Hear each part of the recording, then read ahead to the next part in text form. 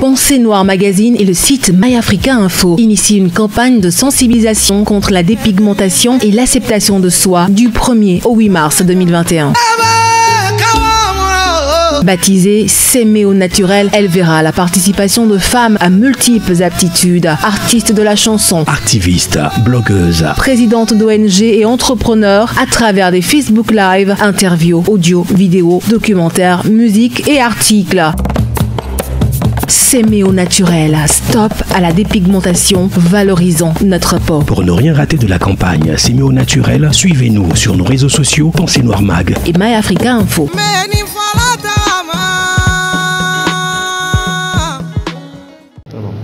Bonjour docteur. Oui, bonjour. Pouvez-vous présenter à nos auditeurs et téléspectateurs s'il vous plaît? D'accord. Je suis Ablassé Fakor Akako. Je suis médecin dermatologue. D'accord. La première question, quels sont les ingrédients actifs contenus dans les produits cosmétiques qui favorisent la dépigmentation? Les produits cosmétiques dépigmentants sont nombreux. Entre autres, nous avons les corticoïdes. Les corticoïdes existent sous la forme de clobétasol, de triamcinolone et habituellement de l'hydrocortisone. Nous avons aussi les produits à base d'hydroquinone.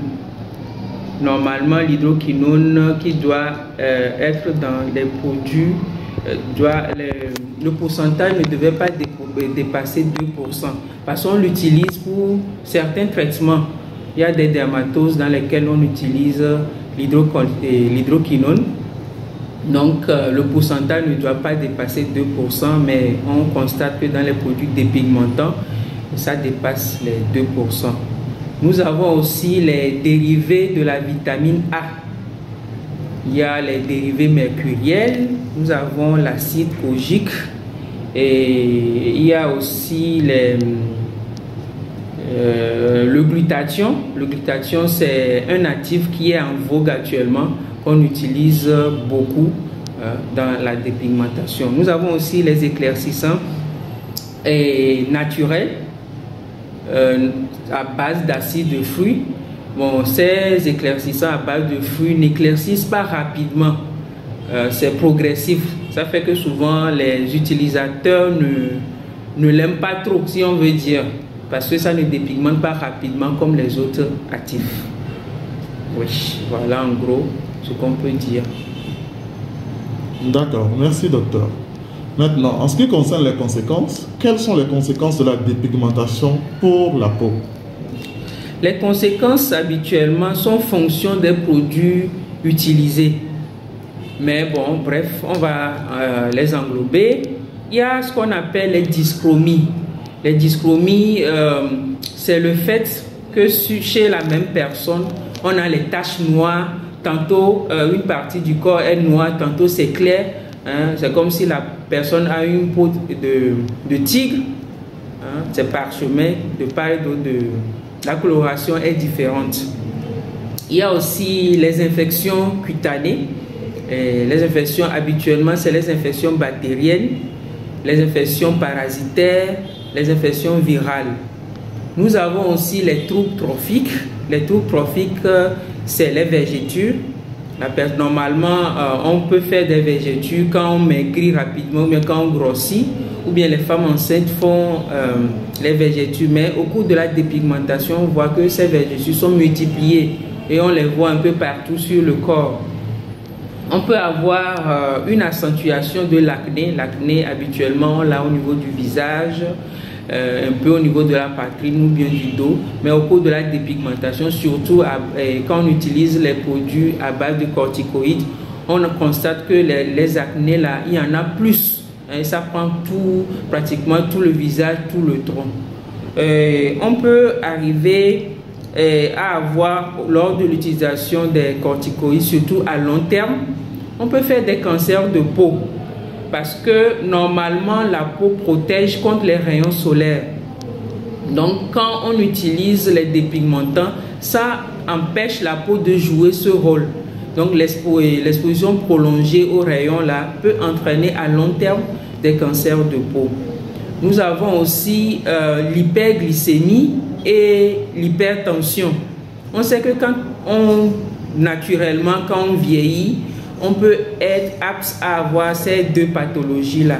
Mais on a constaté, surtout avec les produits dépigmentants à base de corticoïdes, quand on les utilise à long terme, c'est des facteurs de risque d'avoir assez tôt. On ne va pas attendre, ou bien l'organisme ne va pas attendre la vieillesse pour faire ces pathologies-là, mais assez tôt, on l'a rapidement. Donc, en quelque sorte, c'est ce qu'on peut dire sur les complications de la dépigmentation. D'accord. Merci, docteur, pour l'éclaircissement. Maintenant, pour les personnes qui ont déjà pratiqué la dépigmentation, comment soigner une peau qui a été abîmée par cette pratique? Le traitement d'une peau abîmée au décours d'une dépigmentation, ça dépendra des complications on a cité les complications tantôt. Donc, c'est en fonction du type de complication. C'est au cas par cas. Oui.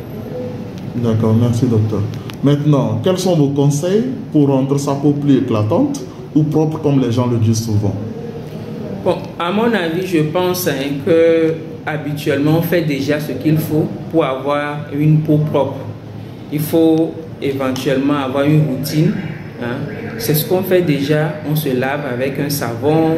Après le bain, on met des crèmes. Mais c'est pour avoir une peau propre ou bien une peau telle que nous le souhaitons, il faut utiliser ces savons ou bien ces crèmes-là qui ne soient pas nocifs à la peau. Il faut utiliser les savons qui ne dessèchent pas la peau et habituellement les cosmétiques, que ce soit les laits, les crèmes, tout ce qu'on veut, mais que ça hydrate la peau. Ce faisant, on aura une belle peau. D'accord, merci. Maintenant, pour vous, docteur, la peau noire est-elle meilleure que la peau blanche? Une belle question. À mon avis, on ne peut pas dire qu'une peau, qu'elle soit blanche ou bien noire, est la meilleure. Mais chacune de ces peaux a ses particularités. On sait que la peau noire protège mieux contre les rayons solaires. C'est pour ça, souvent, on nous dit de ne pas utiliser les éclaircissants pour que la peau garde cette propriété. Et la peau noire a tendance à fabriquer plus de collagène. C'est ce qui fait que la peau noire vieillit moins. Donc, c'est cette petite particularité qu'on a par rapport à la peau noire. Mais est-ce que ces particularités font qu'elle est meilleure ou bien c'est parce que la peau blanche est meilleure que la peau noire? Je ne pense pas. D'accord. Une question un peu personnelle. Quelle est votre perception de la beauté naturelle? Pour moi, la beauté naturelle, le charme naturel, c'est ce charme qu'on a sans artifice, sans fard. On peut éventuellement utiliser les cosmétiques, mais que ce soit des cosmétiques qui ne soient pas nocifs pour la peau. Donc, pour moi, c'est cette peau naturelle-là. D'accord. Pour finir, un message pour ceux qui dénigrent la peau noire? Pour ceux qui dénigrent la peau noire, personnellement, je suis vivante, je suis humaine. Je me réalise professionnellement, socialement. La couleur de ma peau, ce n'est pas ça qui détermine ma personnalité. Donc je suis fier d'avoir une peau noire, donc j'avance. C'est le mot que je peux dire à ceux qui dénigrent, ou bien ceux qui peuvent me dénigrer selon ma peau. D'accord. Merci beaucoup, docteur, pour votre disponibilité et pour cet échange très enrichissant. Merci. Merci à vous aussi.